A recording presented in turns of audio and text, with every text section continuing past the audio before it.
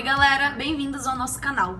Hoje nós vamos falar para vocês sobre o incêndio que aconteceu no Museu Nacional do Rio de Janeiro, nesse domingo, dia 2 de setembro de 2018, até segunda-feira, dia 3. Essa instituição é o maior centro científico do Brasil, possui um acervo de 20 milhões de peças. Entre os tesouros desse acervo, nós temos a maior coleção egípcia do Brasil, que foi colecionada por Dom Pedro I e Dom Pedro II. Além disso, nós temos um crânio de Luzia, o fóssil mais antigo encontrado na América Latina. Além disso, também temos inúmeros documentos e relatos históricos do primeiro reinado e da época imperial. Tudo isso ficava guardado nesse museu, que era um lugar importantíssimo para a história brasileira e para a história mundial. O museu foi fundado em 1818 e sobreviveu por 200 anos, fazendo aniversário justamente agora em junho. Lá no museu tinham coleções de botânica, paleontologia, zoologia, arqueologia e muitas outras coisas. O incêndio começou às 7h30 da noite, logo depois que o museu tinha fechado, e os bombeiros chegaram bem rápido no local. O problema foi a falta de água. Os hidrantes que tinham por perto do museu não tinham pressão suficiente para os bombeiros poderem trabalhar, e isso gerou um atraso de meia hora, o que foi determinante para todas as perdas que vieram a seguir. Os bombeiros trabalharam, mas infelizmente ainda existiam focos de incêndio que só foram apagados nessa terça-feira por causa de uma chuva.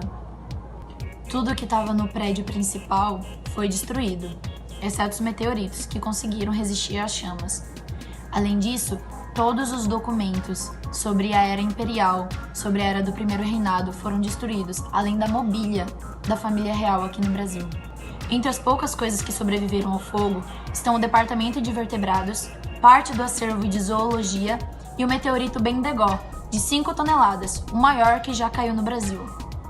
Cristiana Cerejo, a vice-diretora da Universidade Federal do Rio de Janeiro, disse que a instalação realmente vinha sofrendo por causa de falta de estrutura e falta de renda. Lá, as fiações eram todas antigas e expostas, revestidas com tecido. Lá tinham cupins e as paredes eram todas descascadas e infiltradas.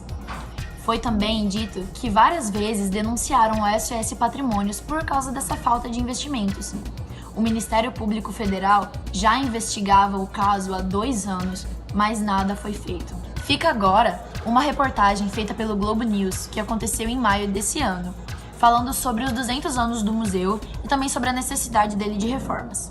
O palácio, que fica na Quinta da Boa Vista, na zona norte do Rio, foi lar de um rei e de 2 imperadores desde a chegada da família real portuguesa em 1808. O museu mais antigo do país é também a primeira instituição de pesquisa do Brasil e recebe cerca de 200 mil visitantes por ano. Além disso, múmias e outras peças de um rico acervo também ficam expostas por aqui. Essa sala que eu estou aqui agora ficou fechada durante meses por conta da ação de cupins. Só foi reaberta depois de uma contribuição feita pela internet, uma vaquinha online, que arrecadou R$58 mil. A sala é importantíssima. Aqui ao meu lado está uma peça gigante, uma peça grande. É o primeiro fóssil de grande porte de dinossauro a ser montado no Brasil. Achei muito massa. O esqueleto ali, nossa, muito legal mesmo. Nunca tinha visto. A promessa da Universidade Federal do Rio de Janeiro é fechar um contrato para resolver definitivamente o problema da infestação de cupins no Museu Nacional, que pertence ao UFRJ. O BNDES anunciou este ano que vai liberar mais de R$21 milhões para o plano de revitalização do prédio histórico, do acervo e de espaços usados para exposições. Na sala do diretor do museu, um retrato da atual situação. O espaço histórico, que já foi local de descanso para membros da família real, também tem que ser restaurado. E o histórico museu ainda precisa de mais cuidados. A área administrativa está completamente deteriorada, do piso ao telhado. Alexander conta que para que a área passe por reparos, o setor que ocupa o 3º andar do museu precisa ser transferido. O Museu Nacional tenta viabilizar a mudança para um terreno vizinho que pertence à União. Mas, segundo ele, o pedido está parado no Ministério do Planejamento em Brasília.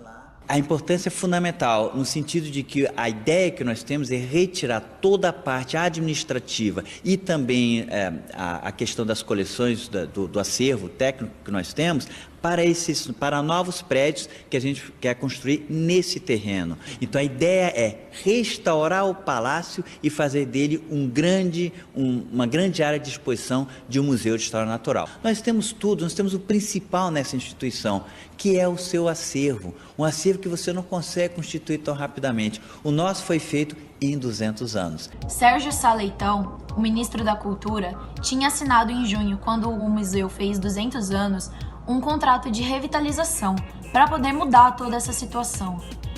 Só que nada foi feito. Não deu tempo, porque o museu acabou sucumbindo muito antes. O governo e a universidade têm discutido sobre quem realmente é o culpado dessa fatalidade ter ocorrido no nosso país.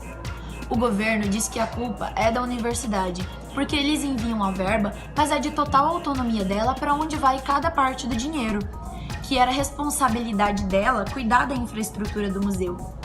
Já ela diz outra coisa. Ela diz que essa verba tem diminuído a partir desses 3 anos e que tem sido cada vez menor, e é muito difícil para eles administrar o que cada coisa deve ser paga primeiro. Porque essa verba não tem sido suficiente para suprir as necessidades essenciais da universidade e, ao mesmo tempo, investir na infraestrutura do museu. O que você acha? Isso que aconteceu, essa fatalidade que ocorreu no nosso Brasil, foi um acidente? Uma coisa que realmente pode acontecer em qualquer lugar? Ou foi negligência do governo ou da universidade? Vocês acham que isso realmente deve passar batido? Vocês acham que é comum acontecer no museu um incêndio como esse? Um museu que tem peças importantíssimas para a nossa história. Ele simplesmente não tem nenhuma tecnologia para prevenir dessas coisas?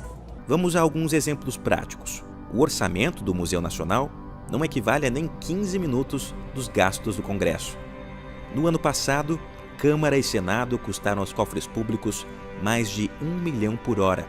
O governo atual investiu menos no museu do que na lavagem dos 83 veículos oficiais, ou da manutenção do Palácio da Alvorada, que nem está sendo usado pelo atual presidente. Comparando com o judiciário, os valores são ainda mais absurdos. O orçamento do museu seria capaz de manter a máquina da justiça funcionando apenas por 2 minutos. Isso mesmo, 120 segundos. Na descrição do vídeo, a gente vai deixar o link do nosso Instagram. Além disso, curta, comenta e compartilha também para sempre estar por dentro dessas novidades e dos melhores assuntos de história e também para ajudar a nossa sala.